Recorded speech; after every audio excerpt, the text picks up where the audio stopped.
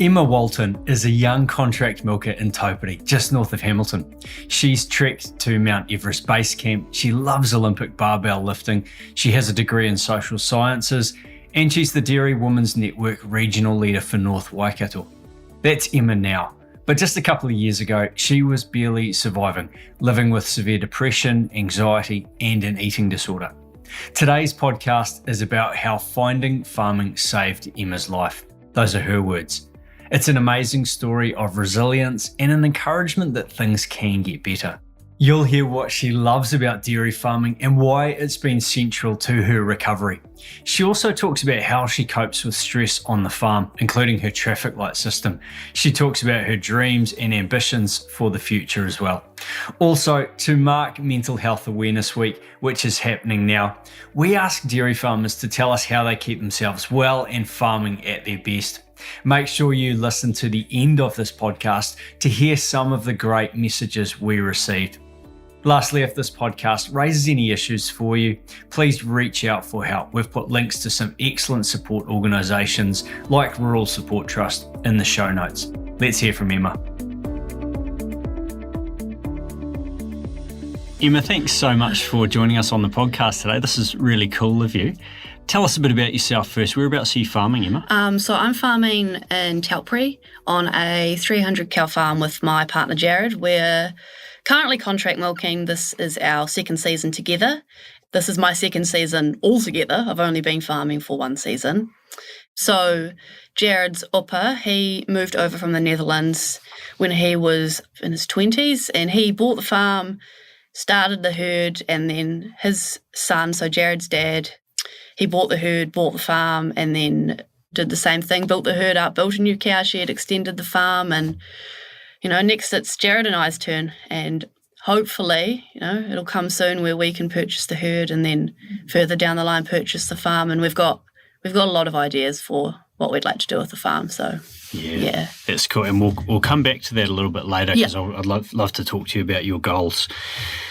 Now, Emma, you were born and bred on a farm down in Reefton. Yep. But I think you said to me that farming wasn't on your radar. No, never. It's quite bizarre, actually. Like, I was well into it as a kid, I was always out there on the farm and the calves. I don't think my parents ever pushed me into farming. They kind of just let me and my brothers follow our noses into what we wanted to do, and there was no pressure because mum and dad were farming that kids have to go farming. And I think because of that, and I'm not saying that that's a bad thing whatsoever, that they didn't push us to go and do something. I'm actually quite thankful for it. They just let us do what we felt we wanted to do. And for me, since I was a kid, I wanted to be a police officer. I wanted to help people. I wanted to do my bit for the community. And as I got older, I was like, I can make this into a reality. So I went to uni, did social sciences and social work, graduated. I did 2 years down in Dunedin, studying down in Dunedin, and then at the end of my second year was when I started to get quite sick. And then we sort of collectively, myself and my parents, we made the decision that I should probably move home, which was really, really heartbreaking. I moved into a flat, a little cottage on a farm close to home, but I was by myself, which in hindsight was a bad idea because COVID, I was by myself. I wasn't in a good mental headspace, and it just fueled the fire. It was hard. I was isolated, and we tried to follow the bubble rules. So, mum would come around, but she'd stand outside in the driveway and we'd talk. I'd stand on the deck and she'd stand in the driveway, and it wasn't the same as being able to go and give her a hug. So talk to us a bit about, in terms of you getting sick. Go into a bit more detail about that. When I was 18 months, I was diagnosed with a condition called neurofibromatosis, or NF type 1, and the short of it is my body doesn't have the ability to fight any sort of tumours that it grows, malignant or benign. I get them just under my skin, so they're just little lumps, or internally, and often they won't get noticed until something actually happens to me. So when I was little, I broke my leg like 3-4 times because I had a tumour on my fibula, and I was in and out of hospital constantly. And I think that's where it started, where I had a real hard time trying to convince other people that, I'm not any less than these other kids because I have a cast or because I'm in the hospital. I can do just as much as the person standing on the start line next to me. And I just had this mindset of I need to prove myself to other people, and I think that was really difficult to deal with as a kid. And then when I was 17, I had a tumour on the base of my brain. So they did groundbreaking surgery to take it out.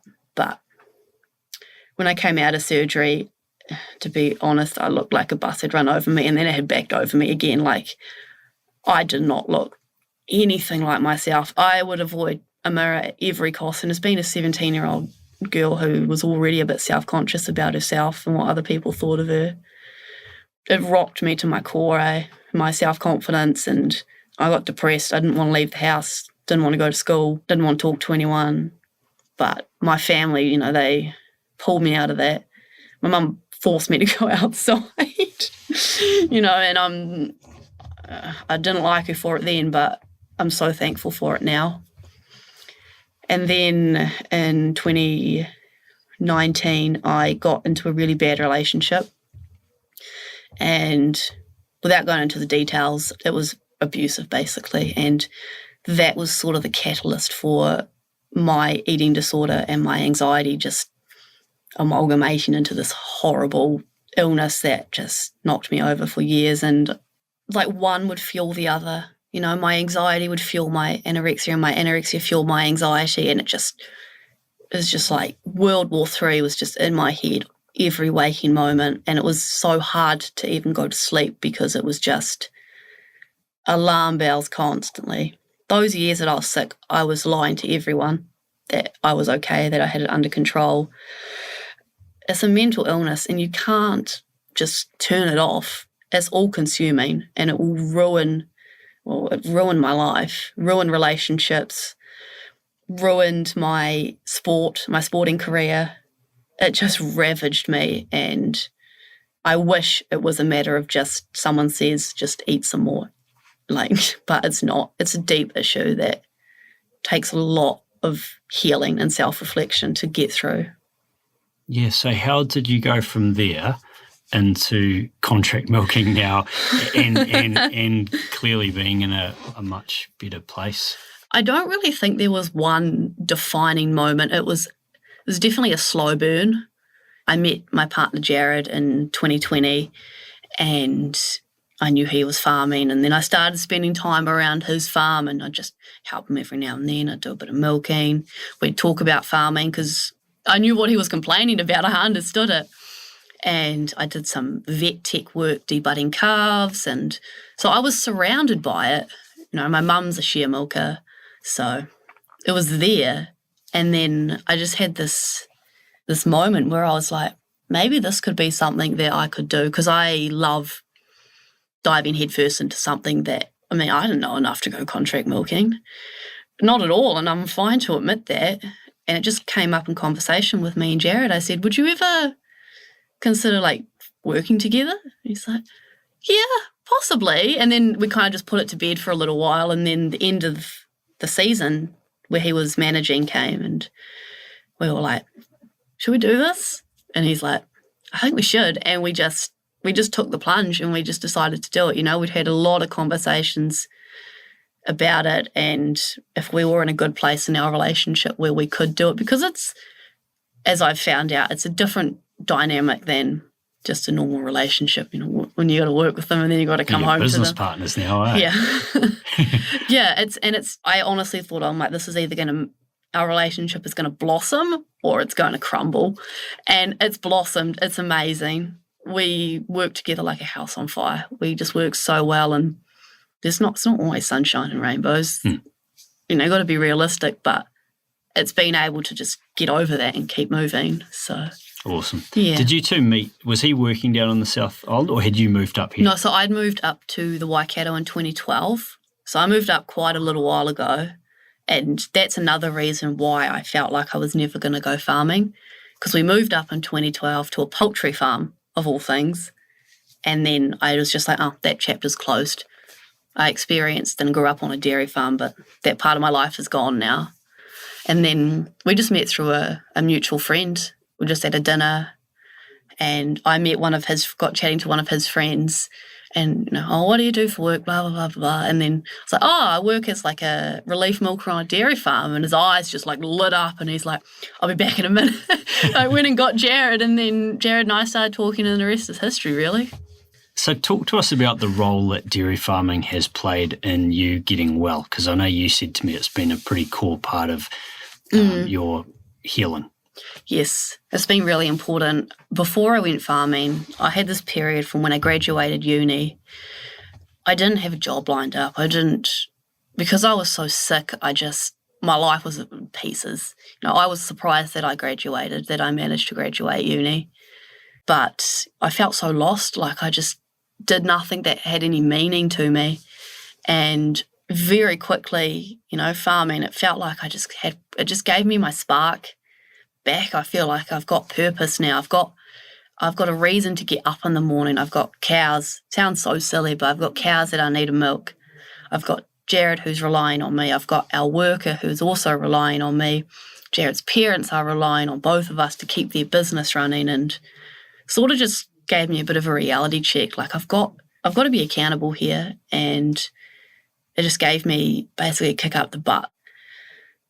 You can't keep living your life with just floating through, and it's meaningful work to me. I feel like I'm giving back to the community because we feed people essentially. We provide that food, the meat, the cheese, whatever for people, and we get to look after the animals. And I love cows.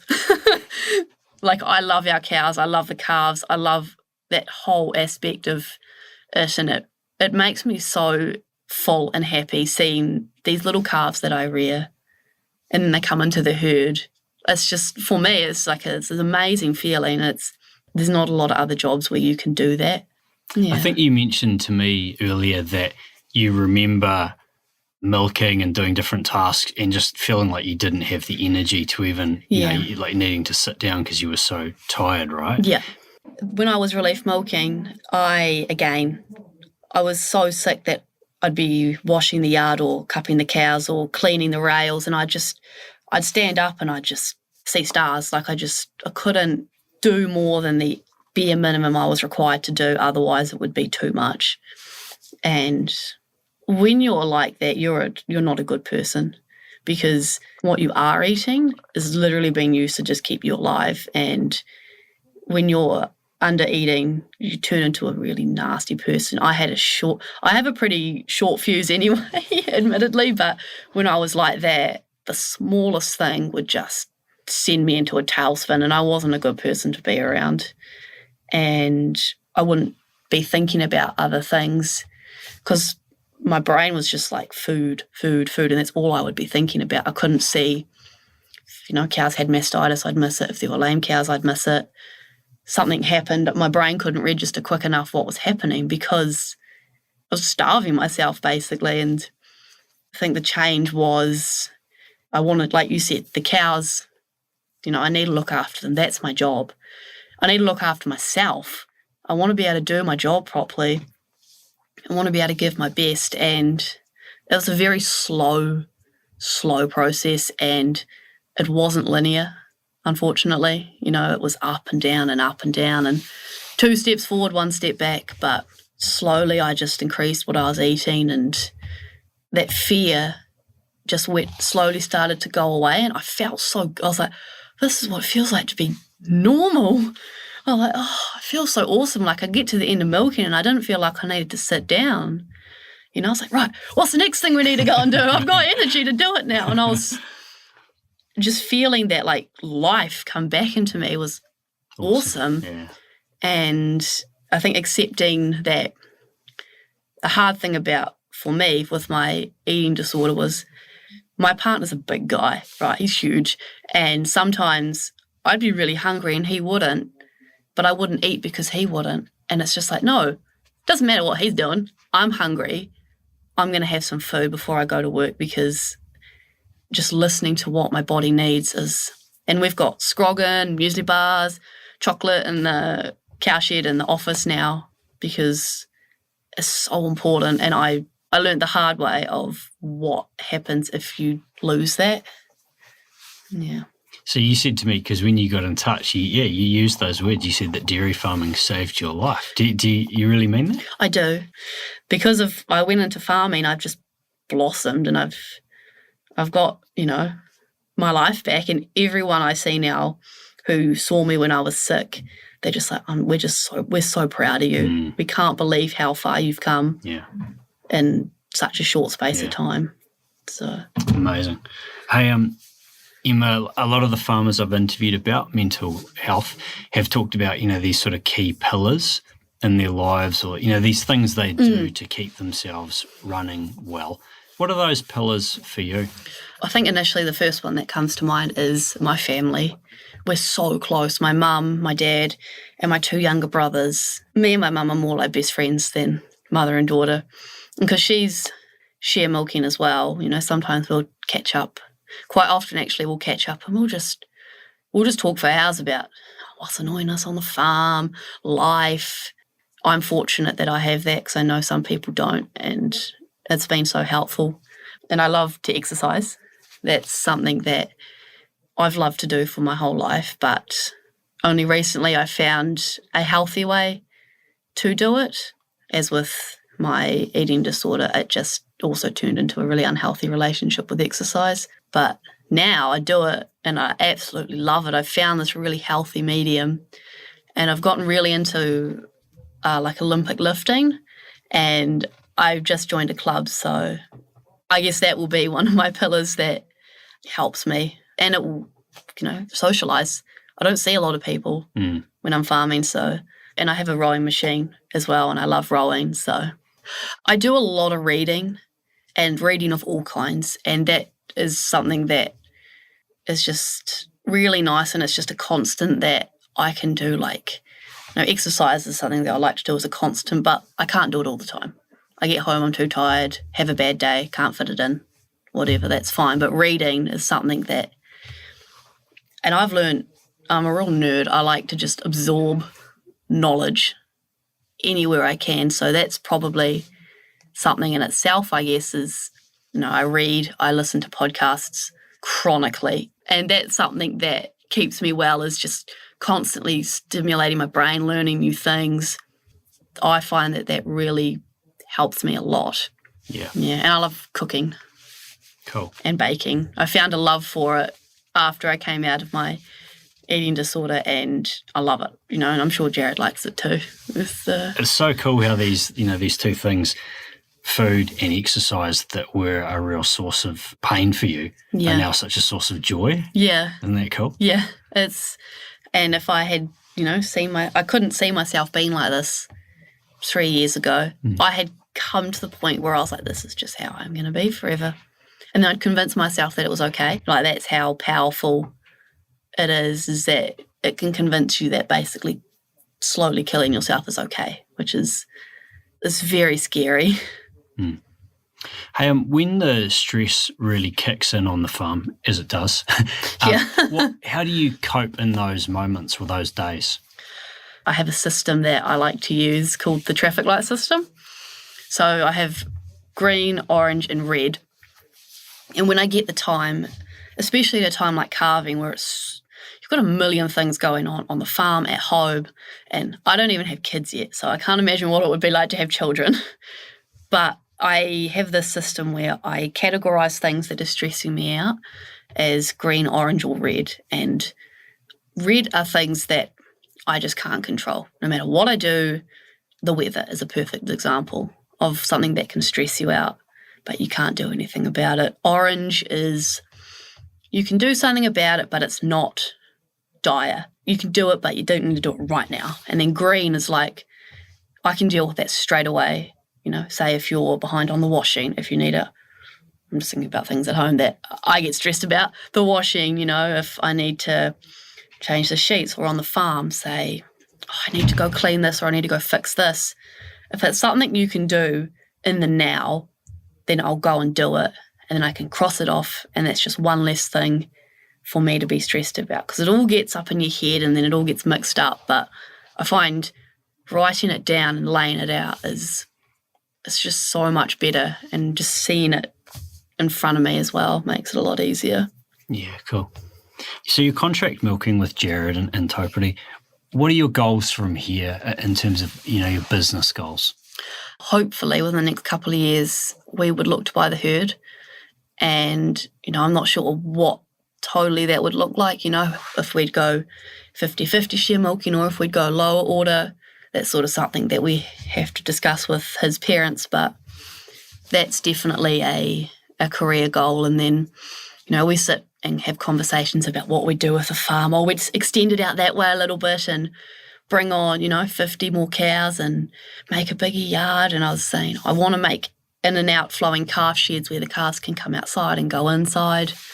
So there's a lot in the works, which is so exciting for us because we're so young and we've got our whole careers ahead of us that, we've been given this amazing opportunity to get right into the industry so young as well. And, I'm very aware that we're very lucky that we've been able to do that, which is awesome. Yeah, brilliant. And what about for you personally, Emma, like outside of farming? What are some of your personal goals? Totally random, but I would love to do the Inca Trail in Peru because my mum, we grew up hiking everywhere, up mountains, around lakes, anywhere. And in 2019, we did Everest Base Camp. Oh, cool. It was amazing. And the next one on my list, which I'd like to do, either on my own or with Jared, if he wants to come, is the Inca Trail in Peru. So that would be an awesome thing that I'd like to do. It's a funny question because it's hard for me to answer because if you'd asked me that 5 years ago, I would have never thought that I would be here and done the things that I've done. It just shows how quickly life can change and the drastic turns that it can make. But in saying that, I think what I would like to do personally is use those 5 years to do something, whether that be advocate for, I'd like to get my story out there to as many people as I can, young, old, farming, non-farming, because if I can help or just inspire one person to reach out for help or feel like destigmatize the attitudes around mental health, then it's all worth it to me. And I think especially for women, rural women, like we talked about with the eating and the constantly moving, today's body standards is hard. Women have a lot of expectation on them, and a lot of the times it's so unrealistic and unattainable. And I fell victim to it, and I got into a deep, deep hole with it. I would compare myself to all these people, and that just fueled the fire. And advocating for rural women, we work hard. We need to fuel our bodies. We need to eat. Don't look at what you see online. You need to listen to your body. You need to fuel yourself because particularly, and I'm not taking anything away from men whatsoever, but woman, you've got the house as well, you've got the farm, you've got everything, and it's so easy to leave yourself behind and not look after yourself. It's hard, but try and prioritise yourself. Make sure you're looking after yourself because I know what it can do when you don't, and it's really difficult when you shrink yourself and your worth to the number that's on a scale and I don't want anyone to have to feel that way because it is a horrible feeling. You're so much more than a number on a scale. Great stuff. And lastly, Emma, you mentioned you're a big podcast listener and reader. Yes. I was just curious to know, are there any particular blogs or podcasts or books or anything that you've read that have helped you on your mental health journey or your farming journey, I should say? Yeah. So like I said before, I read a lot of different stuff and I listen to a lot of different stuff.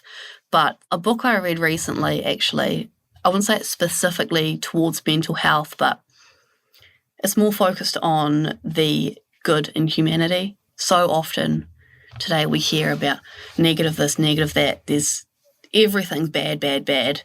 But this book, it talked about the good in people, and it was just so refreshing to read it. So it was called Humankind: A Hopeful History, and I would recommend it. It's an awesome book, and it just makes you realise that people can be good, and there's there's good out there in a world that is so focused on the bad. And then there's a podcast that I like, and it's called Psychiatry and Psychotherapy, and it talks about the psychology behind things like alcoholism, social anxiety, OCD, and it really, really gets into it. And for anyone that's into that, I love that podcast. It's so good. Well, Emma, you are a champion. Thank you very, very much. I'm stoked to get you on the podcast, and thank you for approaching us to do it. That's all right. And I have this little thing that I like to say that I find really helpful, and it's, I want a life that's bigger than everybody who told me that I couldn't. I want to be remembered for what I did and not what I had, and I want a life that's bigger than the fears that I have. That's what I like to live by.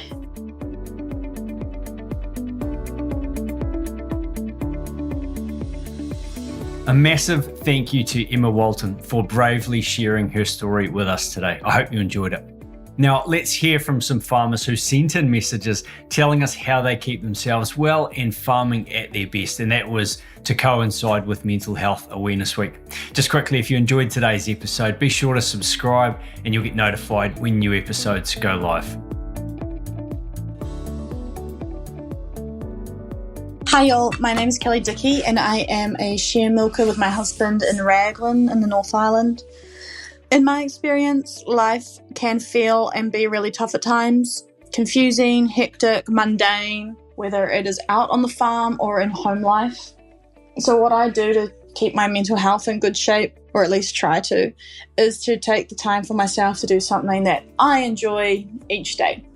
This could be anything from eating my favourite meal, sitting down with a coffee, practicing guitar, exercising, catching up with a friend, whether they're in the farming industry or not. I make sure I allow that space for me each day. If you are experiencing some of these really tough emotions or anything else, I would 100% encourage reaching out to someone, whether it's a professional or a friend or a family member, anyone that will listen basically to what you're going through and offer some support can be really helpful. You're definitely not alone, so keep up the awesome work in our industry.